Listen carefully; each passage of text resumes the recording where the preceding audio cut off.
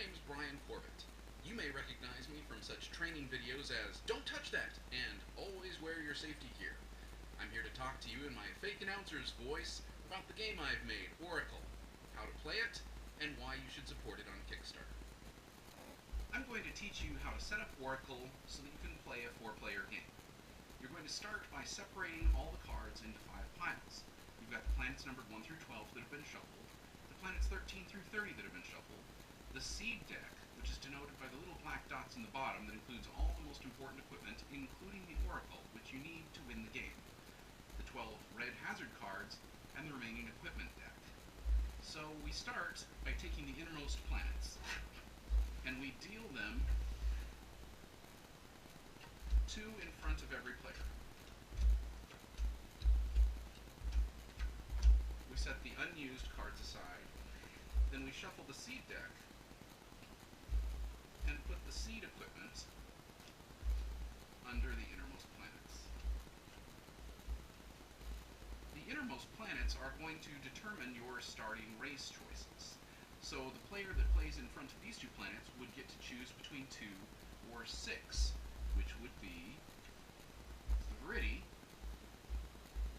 which use sonic attacks and have sonar powers, and the Stone People, which are silicone-based life forms and are immune to disease, plague, and poison.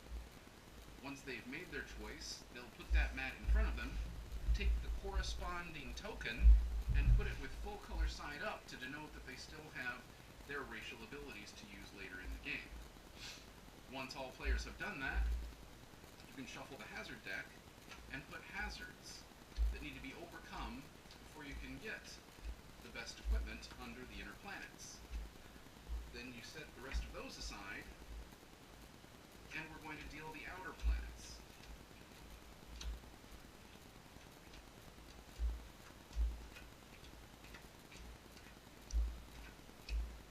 Set the rest of those planets aside. Then we take equipment and put it under each of the outer planets, which you can search for without overcoming any obstacles.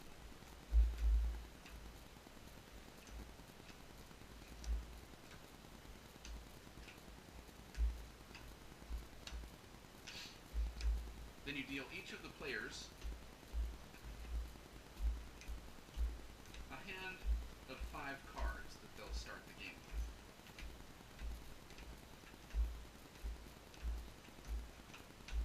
The rest of the cards go in the middle for a draw pile, and the discards will be right next to it. Now you're ready to play Oracle.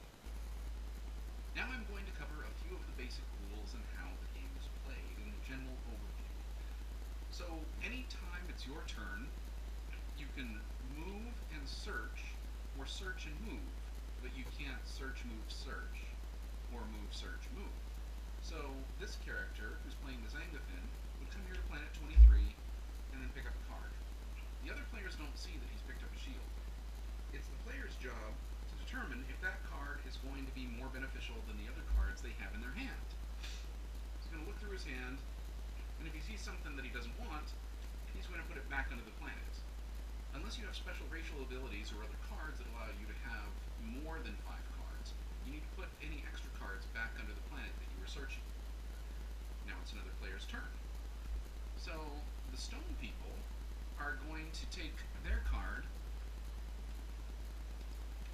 and they're going to use a utility card, the Jump Drive. So they play this. Normally, you can't move between the inner planets. You have to move through this nebula, which is where the draw pile is and the discard pile. So he's going to go into the nebula, and then the Jump Drive allows him to move up to 2 extra spaces, but only needs to move 1 extra space to the Plague planet.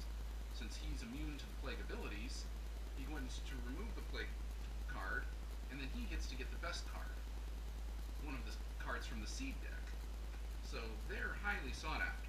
He's going to put that in his deck, and since he used his Jump Drive, he only has 5 cards. So it's important to remember that the planet is a very big place, and you don't necessarily have to fight another player if you're on the planet if you don't want to. In this case, the stone person is going to just get the equipment and stay there and not confront the amoeba. So in order to overcome the labyrinth, the Zeta only has to wait out a turn. So next turn, they'll be entitled to get what is underneath. Now the amoeba decides to come back here because these planets are connected and these planets are connected.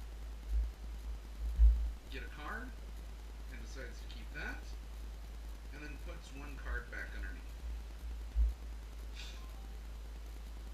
Now, the Zangafin character is going to play a wormhole generator and teleport to this card right here, the natives. And the Zangafins have a natural ability to intimidate. So he's going to flip over his color to the black and white portrait, and he's going to intimidate the natives. Now, if you were playing a race that doesn't have that ability, you would use a diplomacy card, which is seduce, intimidate, or trade. So he takes that card, leaves something behind, it doesn't exceed his hand limit, and play continues.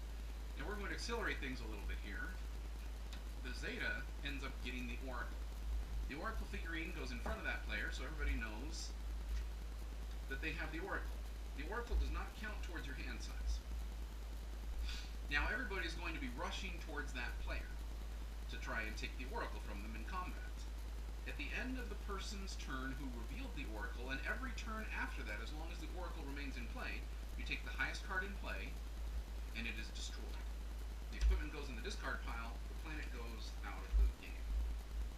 Play continues like that, so the amoeba is going to try to start getting over that way, and at the end of the amoeba's turn, that planet disappears. So the game is going to end quite rapidly. Let's give an example. If the stone person is going to fight the Zeta, imagine this is a duel, and they start at what we call the long-range distances. If the stone person was the person that initiated combat, they get to look through their hand to try and get a long-range weapon. They're going to play a blaster. Well, they forgot that that's an energy weapon, and the Zetas are immune to energy, so the Zeta does not even have to defend against that attack. So the Zeta can defend with a long-range weapon of their own choice, but they don't happen to have one. So that means that the stone person can make another medium-range attack, which they don't have. So the Zeta is going to counter with a laser beam, which is a medium-range attack. The stone person does not have a defense against that. So in this case, they would die. When they die, they go into the nebula. After one turn, they'll replenish their hand. After the second turn, they will be able to go out and rejoin the game. But at the end of that player's turn, even though they lost, a planet still disappears. The highest planet in play is 25. It's set aside. The equipment goes into the discard pile. And weapons and armor that you use get to go back in your hand. They can be reused. It's only the light blue equipment cards that are going to be discarded. And play is going to continue as the universe shrinks until the person with the Oracle at the end of the game wins the game. This is Oracle. I've worked really hard over the past 5 years to make a game that I think is approachable, easy to learn, different every time, and most importantly, fun. I'm here to tell you that it's not the best game ever made, but I think it definitely is worthy of being in your collection. I think it can be enjoyed by families, and there's a lot of advanced strategic elements that we didn't get to get into today, just because people don't have very long attention spans. But rest assured, even your gamer friends will enjoy it. At least everybody in my play groups has, and we've tested it all over the nation.